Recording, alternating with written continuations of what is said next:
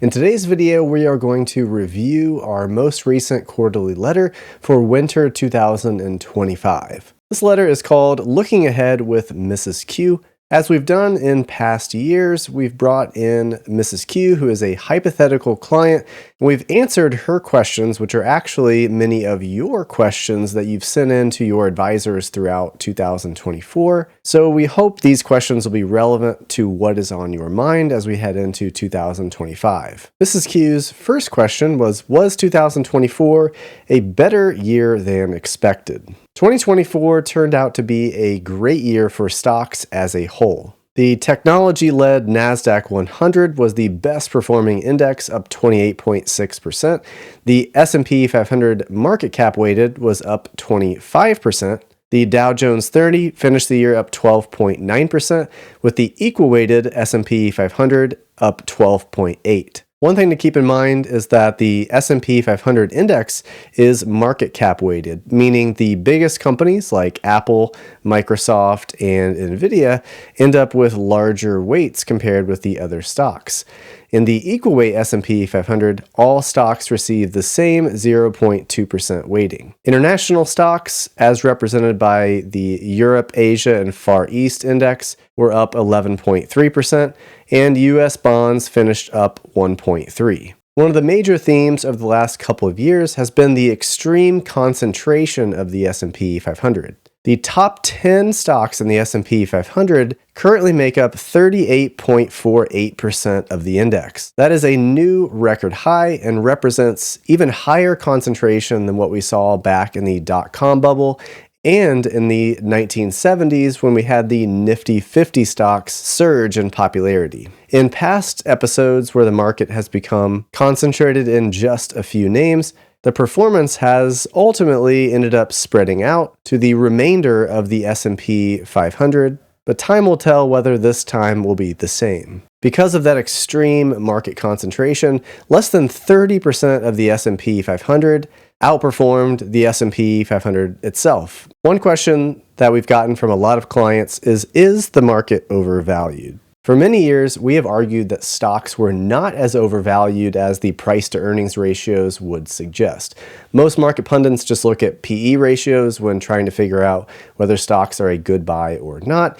In our view, that is not a complete picture. You need to include many other factors, including the earnings growth rates, interest rates. So we use some proprietary regression valuation models to help us determine whether a stock represents a good value or not. As interest rates have risen, there is certainly a lot more competition for stocks than we've seen in many years. However, the average stock in our valuation models remains about fairly valued. So we think the commentary that stocks are way overpriced is overblown.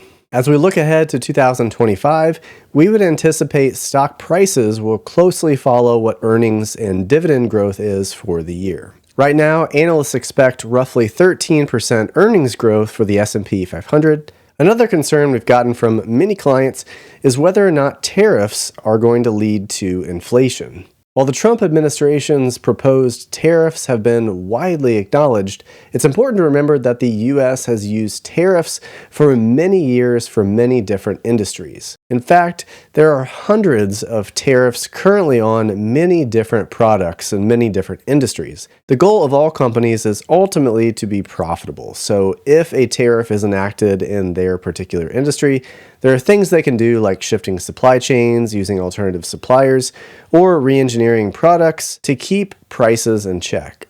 So while tariffs generally do raise input costs on imported goods, the impact on the end consumer is typically negligible. In Trump's first term, for example, inflation remained relatively contained despite the new round of tariffs. What about tax cuts? Will tax cuts balloon the national debt? The U.S. is like a household in that it does have income and it does have expenses, but it has one unique advantage that none of us have, and that is a money printer in the basement.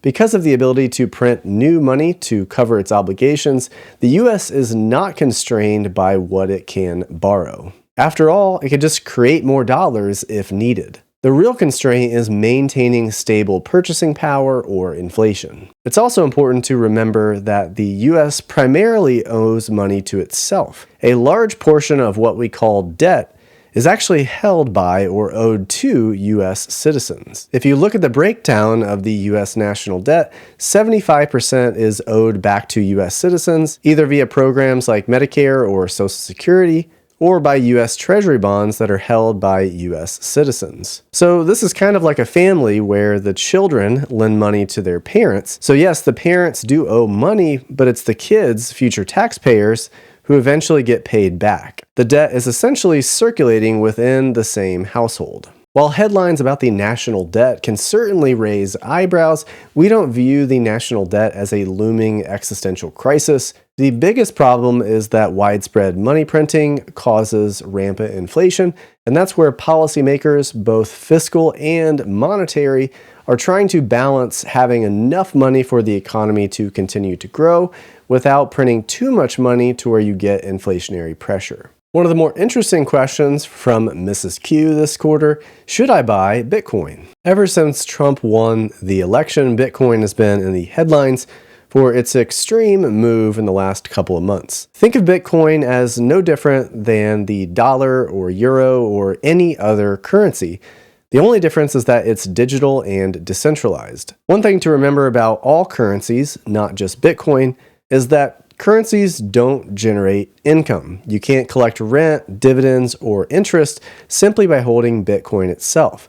The only way to profit from Bitcoin is if someone else is willing to pay you more in the future. That makes Bitcoin and all other currencies speculative and depending largely on market sentiment to drive any profits you might make. That's why we prefer owning investments like stocks and bonds. Companies make products, they employ people, and they create new technologies that make life better for everyone. They're creating value in society, and as a result of that, they earn profits. And as those profits come in, they pay a portion of those to you in the form of a dividend. The beauty of these investments is that they don't require a market in order for you to profit. If the stock market and bond market would close for the next 10 years, you could still profit by owning high-quality stocks and bonds, unlike Bitcoin or any other currency, which all require a market in order to make a profit. And finally, why no international stocks? We've gotten this question from a lot of clients over the years.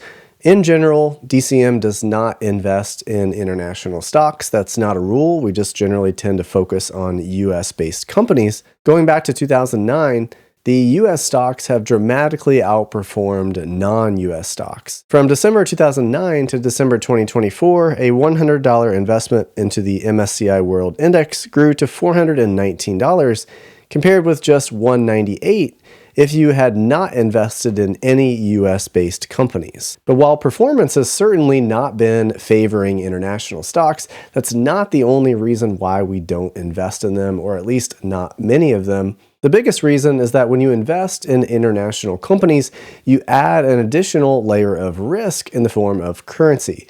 So most of your bills, if you are living in the United States, most of your expenses are due in dollars. So if you own US-based companies, you eliminate that currency risk.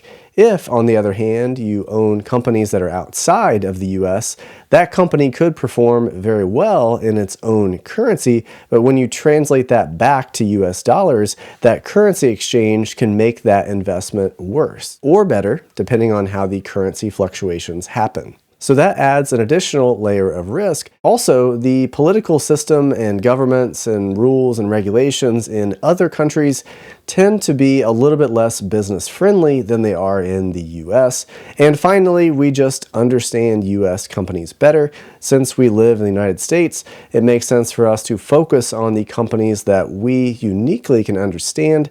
And when we look at international stocks, those become more difficult to understand since we don't live in those countries. So that's why we tend to focus our clients' assets on US-based businesses. Many times those companies do have an international presence, but they're not international stocks per se. This is just a snippet of a couple of questions that we took from our most recent letter. If you're a Donaldson client, you should be receiving that letter any day now. If you're not a DCM client, you can send us an email using the email address in the description down below. And we'd be glad to send a quarterly letter to you this quarter and in subsequent quarters. Thanks for watching, and we'll see you in the next video.